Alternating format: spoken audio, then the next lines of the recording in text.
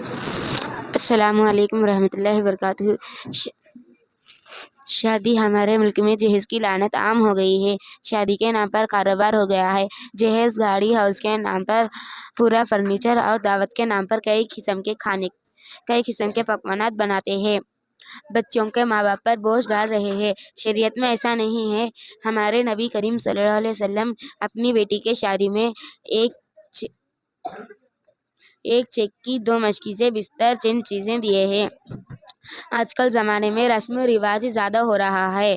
فضول خرچے، لائٹنگ، باجا گانے وغیرہ، پٹاخے بھی وغیرہ اور کئی قسم کے کھانے کے پکوانات کا بوجھ لڑکی کے باپ پر ڈال رہے ہیں۔ شریعت میں ایسا نہیں ہے۔ مسنون طریقہ شریعت میں ولیمہ ہی ہے۔ ہم تمام شادی میں فضول خرچے نہ کریں، قیامت کے دن اس کا جواب دینا پڑے گا۔ اس لیے ہم تمام شریعت کے مطابق شادی کریں۔ السلام علیکم ورحمۃ اللہ وبرکاتہ۔